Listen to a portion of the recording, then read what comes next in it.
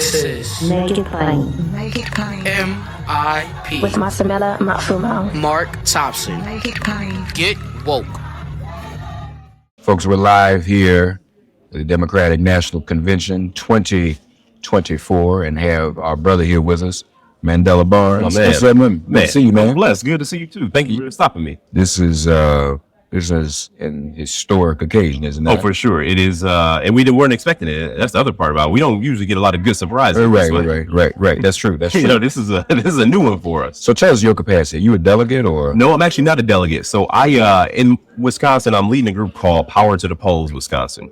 We are focused on civic engagement, not just voter turnout. We're talking about year-round engagement where we're talking to people not just right before an election. We want to make sure folks know what's at stake. We want to make sure people know the issues. We also want to make sure people know what their elected officials are doing after they get in office. And so this is an effort primarily focused on Black, brown, and working class voters.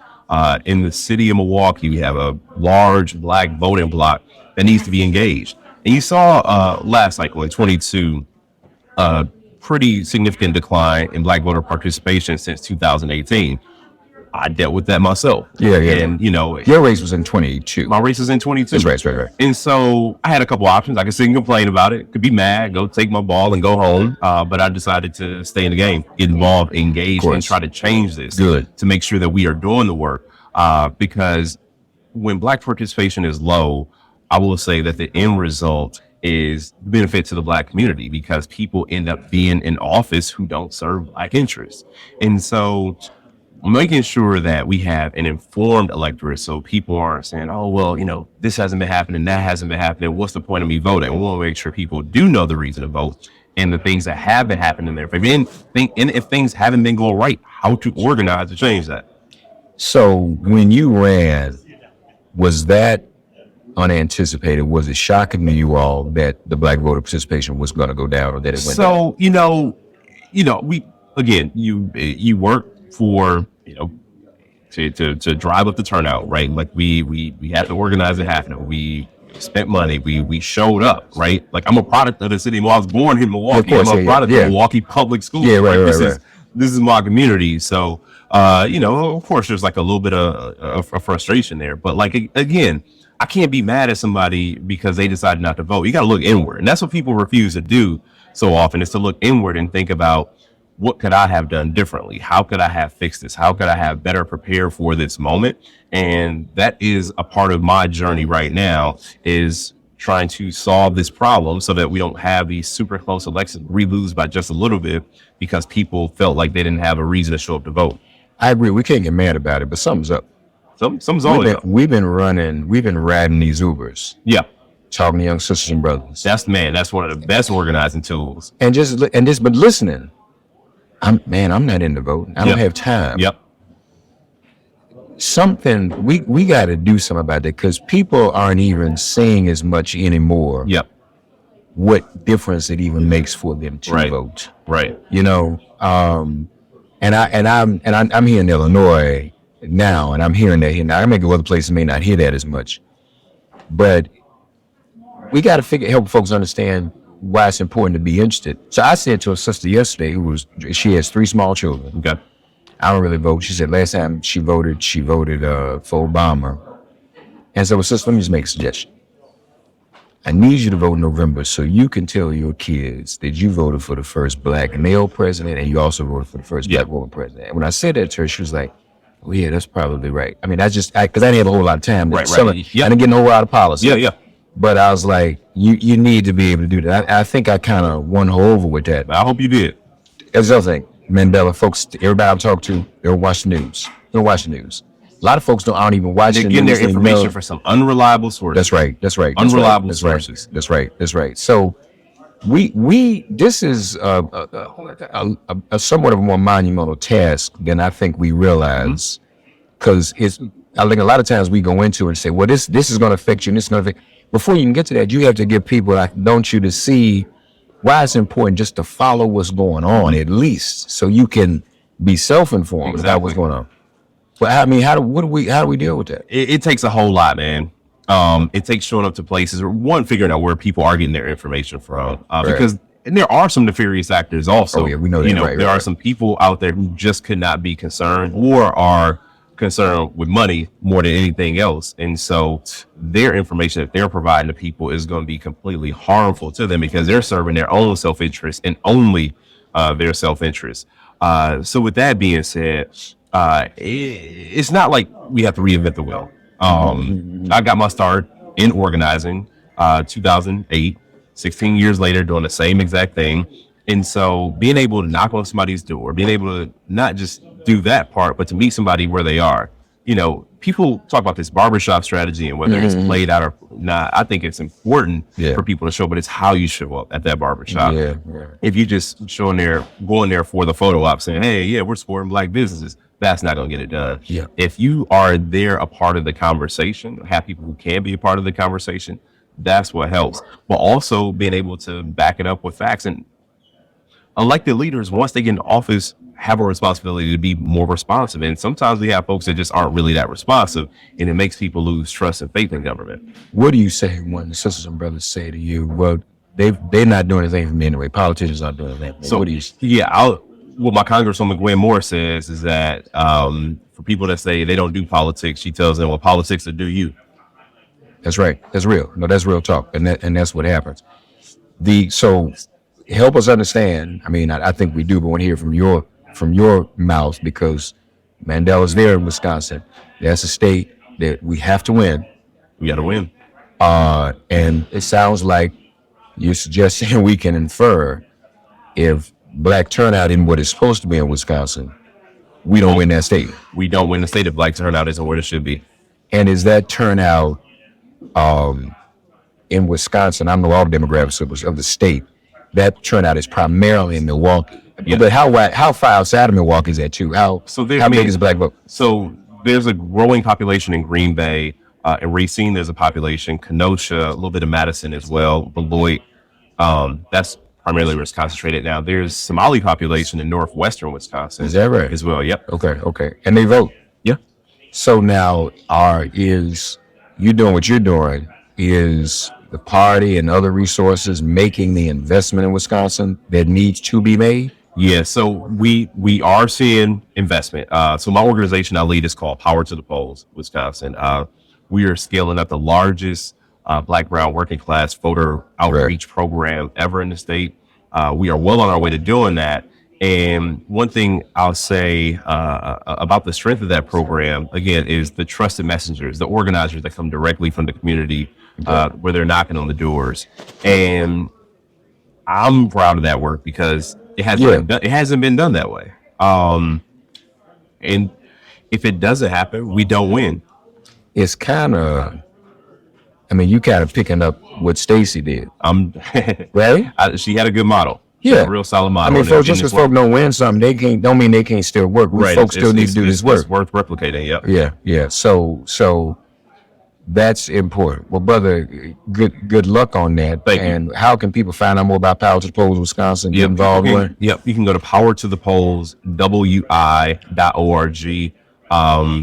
And that's gonna be the easiest way. Find it. Power to the Polls Wisconsin. How does it feel to be here this week, Wes? We nominate a sister. Hey man, it feels great. Like I said, big surprise for us all, and we don't get a whole lot of good surprises these days. What about Black women in Wisconsin? You engage them, are they excited? They are very excited. Yeah, they are very excited, ready to roll. They feel it's their time, and they're not wrong. White women are important. Roe is on the. Now you all have Roe on the ballot in Wisconsin. Well, we don't have it on the ballot because we don't have binding referenda, so we don't have ballot measures in Wisconsin. What's up with that? It's an interesting state. I love it to death. But, a lot of intricacies. Okay, you a Green Bay fan too? Of course, I'm a Green Bay fan. All right, I know that's right. Simone wore Green Bay to the Bears. I saw. What's up with that? Is she a Green Bay fan? Because she know what time it is. Her husband played for the Packers before he played for the Bears. All right, so she's still there. She still got the shirt. That's what I'm saying. But mentally, she's still there. Why would she be? She's a winner. We're proud of this brother and what he represented. Sometimes we don't realize some losses are still wins. To have a Black man run for Senate in Wisconsin, that's never happened. Right. So that's significant. And the brother can do it again. And if not, He's building the foundation, y'all, for others to be able to do that. You know, everything is changing. All the demographics are changing. Kamala, Trump is tripping, but Kamala looks like what America looks like. Exactly. In a minute, people like us, we regular brothers, folks are more diverse than us now. There's just, all kind of different things. And that's beautiful. That's all right. That means folks getting together doing what they got to do. So from all stripes. So we're not knocking that. But no, I'm very proud of you, brother, and what you represented. And, we should have done even more to get you up because it was close. It was 1 point. 1 point. Yeah, that's true. Yeah, we got to. And we also, and the last thing I'm going to say is when it comes to the politics, the thing we're most passionate about a lot of times is the police. Yeah. Police, y'all, are governed locally. They're not governed on Twitter. Yeah. There's no federal police oversight. Yeah. So if you don't vote, at least locally, you can't change the police. Exactly. And that means you might have to vote out some black folk on city councils who not willing to help reform the police. That's how you get involved. We're not going to just march and tweet away police violence. We got to vote, get people in and change that. And we might just have to get back down to the local level so people can appreciate, because I know you deal with local elections too, down ballot, so people can appreciate how important these local races are. And that's a part of our organized work, making sure people know who does what. Yeah, that's right. Yeah. Mandela. Hey, my man. Good to see you, man. Appreciate you. Appreciate how you doing, man. Folks, of course, we could not be here. In fact, I think this is probably third or fourth convention where we talk to each other. We talk all the time, but now we can say we've been at several conventions together. 2016. That's right. Going back to 2016. He is now the special assistant to the president for intergovernmental relations. I have that right? Yeah, basically, I'm here in my personal capacity, though. I know. I just want to say the title. Yeah, senior advisor to the president and Senior advisor to the president, director of the Office of Intergovernmental Affairs. So everyone can be clear. But people work for the staff, can't do everything. So he is here in his personal capacity, and in that personal capacity, how are you feeling about this extraordinary and unexpected? I've never seen anything like the last 4+ weeks. It's I keep looking for a historical moment of comparison, Dr. Chavis. You have a far deeper reservoir of historical knowledge. I can't see it. I was at 68, and there's been a projection. It's just not like that. The Democratic Party has gone through tremendous transformations since 1969. And I believe the future of our nation is its future democracy. And I tell people all the time, this is one of the most important elections in our lifetime. But there's also the most important election over here. This is the championship round. Yeah. All right. But gentlemen, we've said that several times over the past few years. Not all the time. Not all the time. I mean, we have said it before. Right. I would argue that when we said it, it was accurate. But the way that Dr. Chavis has framed it is correct, because in 2016, I saw a number of focus groups afterward and various demographic groups that had voted for Donald Trump. The majority had voted for Donald Trump. And we would get asked questions like, are you concerned he's going to do away with a woman's right to choose? And their answer, by and large, was, he's about a bastard, but he's not really going to do that. Right. And this time around, you take him at his word. When he says, I want to be a dictator on day one, take him at his word. When he says, you're never going to have to vote again, those two go hand in hand. When he said, I'm going to do away with Roe v. Wade, he did away with Roe v. Wade. When he says, when you look at Project 2025, that is just taking us back centuries. And that's why I agree with Dr. Chavis. This really is an inflection point. And the reason I come with optimism, to get back to your first question, is I have not seen these levels of energy, and I think they are a perfect pair, the Vice President and Tim Walz, because when we talk about diversity and inclusion, it's a broadly defined term. It is about making sure that people of color have a seat at the table. It's also about making sure that our LGBTQI friends have a seat at the table. It's about making sure that rural America isn't forgotten. Right. You know, it's about making sure that our union members understand that, you know, you brought us the middle class and you brought us the weekend. And you're going to have a seat at the table. And that's why I am optimistic. And they are bad. Some are better angels. I mean, I'm a big believer that leaders are supposed to bring out the best in people, not pit one against another. And you know, Barack Obama was about hope. Joe Biden is the most optimistic person I've met, perhaps in my lifetime. And he's a person who has endured unspeakable tragedy at a personal level in his lifetime. And what I love about Kamala Harris and Tim Walz is that they understand that this election isn't about them.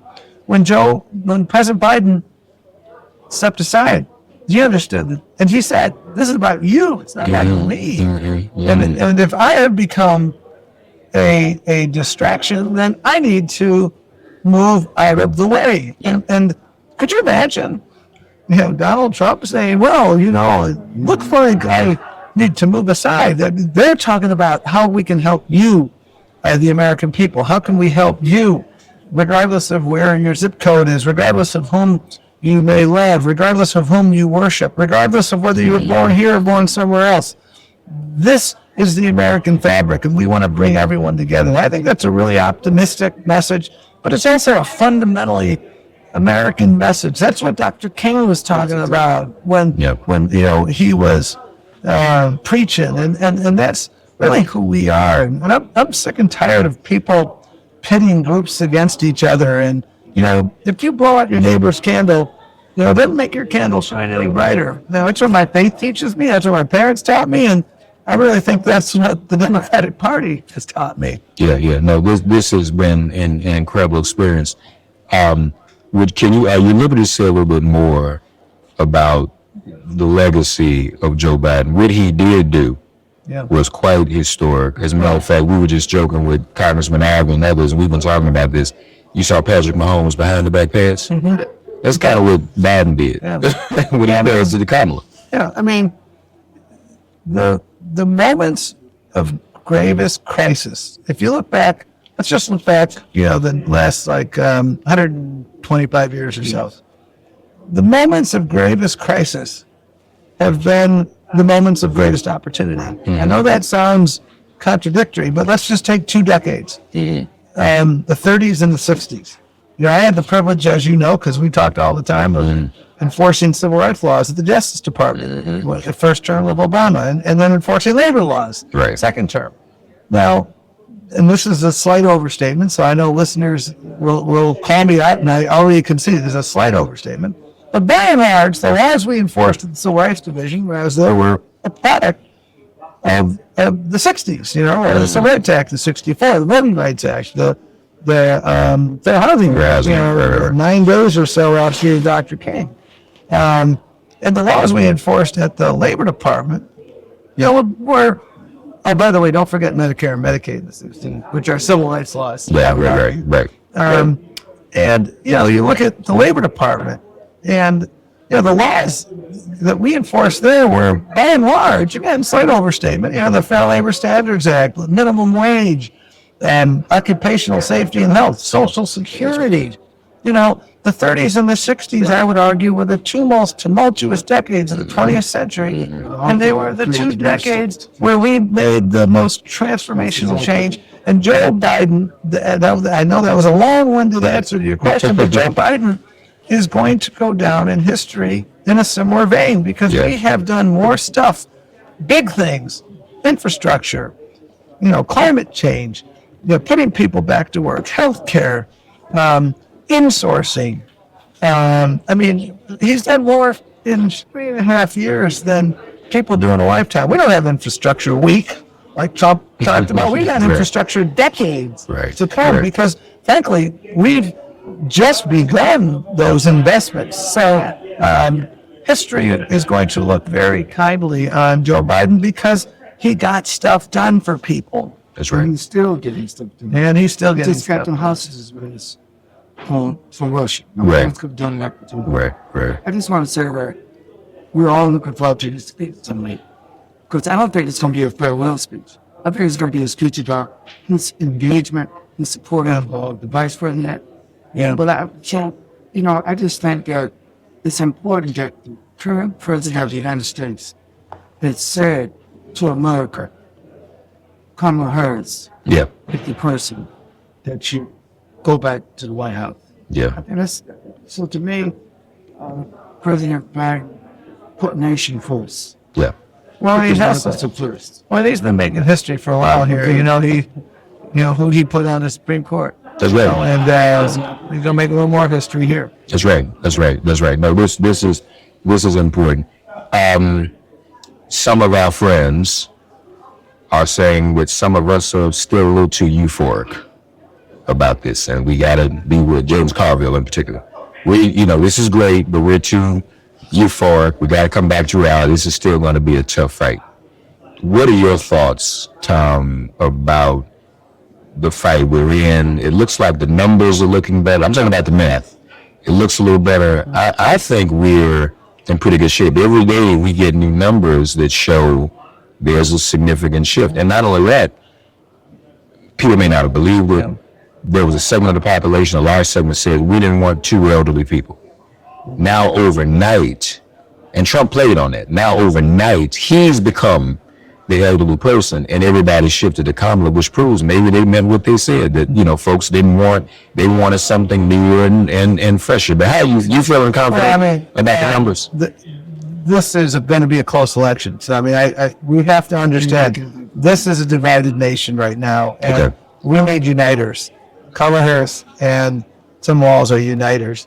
The thing, one of the many things they had going for them is that what the Biden-Harris administration has accomplished is precedent setting, as we just discussed. So they don't have to run away from it. But the investments in climate change, that's what young people want. Right. Protecting the freedom of women to make choices about their own body, protecting IVF. My 3 kids, my wife and I have 3 kids, they're all IVF kids. We wanted to bring people in the room. That's pretty parade. And they want to do away with IVF. They want to do away with, some basic fundamental freedoms that we take for granted. And so, I do want to caution people, the election is still, a ways away. We got momentum, though. I coached sports for 15 years, and momentum is a key to success. Right. And we have undeniable momentum because we've got the better candidates. We've got a record of accomplishment, and elections are about the future. And the future is about making sure that everybody, urban, rural, suburban, white, non-white, and U.S.-born immigrants, everybody has a seat at the American table. And I think people are sick and tired of being sick and tired. And people need Jewish. Yeah. People need free. From 1963, I was at the age people were moving forward. 1963. 64, we did the Civil Rights Movement. That's right. 65, we did the voting movement. That's right.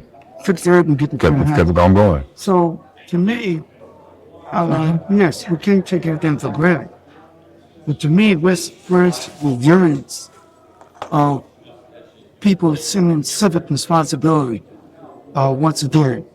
I think that's something to rejoice for. Yeah. But that I think it's going to carry out these convention. With even more momentum, right? And I believe that momentum is going to continue to go with more level. And really, I'm thinking now, even after the election, we got to make sure we keep our communities engaged, up and down the valley. We got to change the state legislature. We got to make sure we control the Senate. We got to make sure we have the first black guy speak over House. That's right. That's right. There's a lot more history to make. There's a lot more history to make. But I just want to ask Tom, that's very important. My wife was Dominican. I'm always concerned about the Black and Latino coalition. I think it's key, not only in Texas, but I think it's key in America.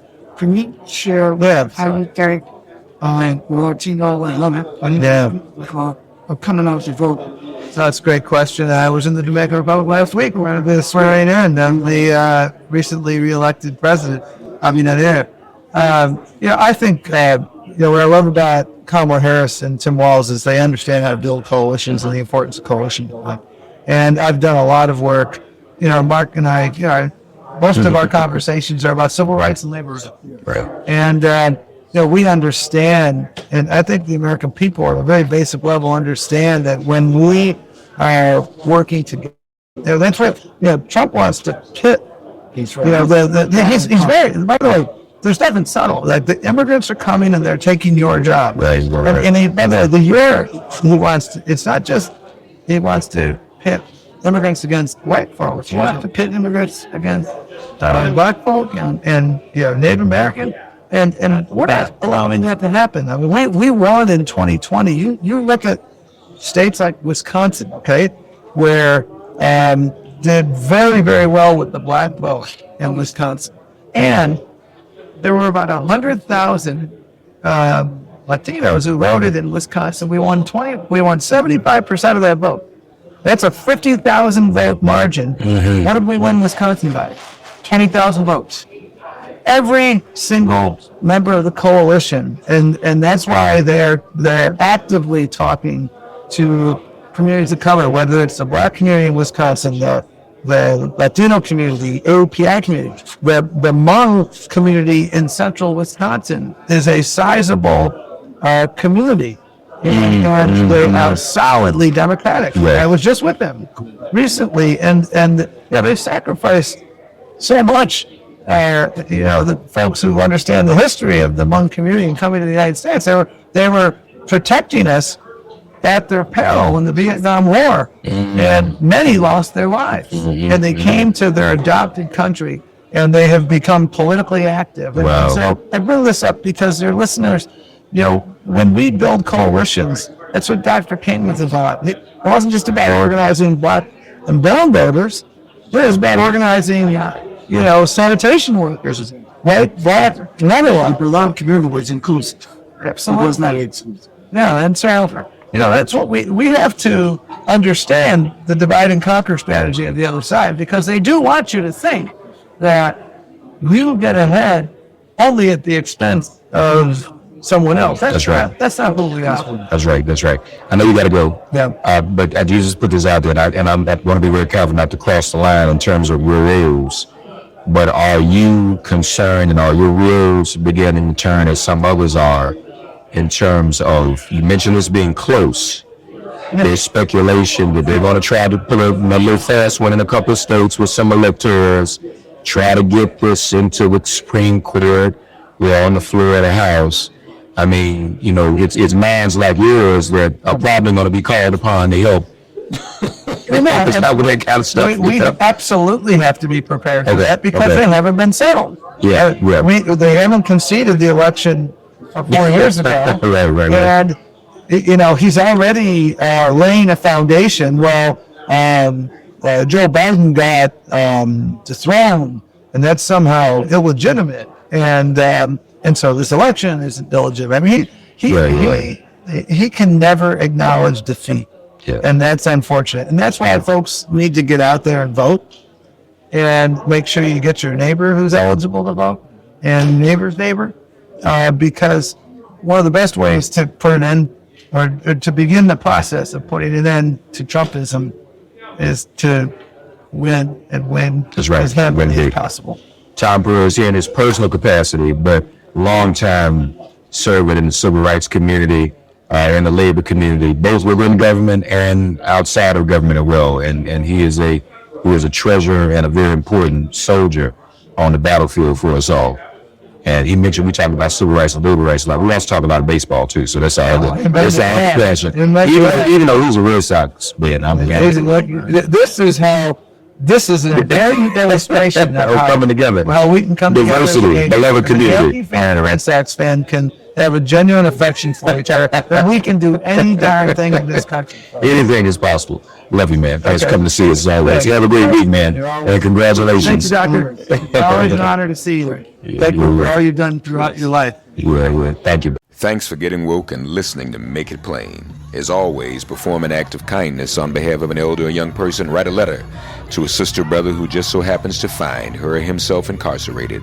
Offer libations to the ancestors upon whose sturdy shoulders we all now stand. And above all, give thanks to the God of your understanding by whatever name you call her and him. All God asks of us is that we give each other love. Thanks for giving MIP love.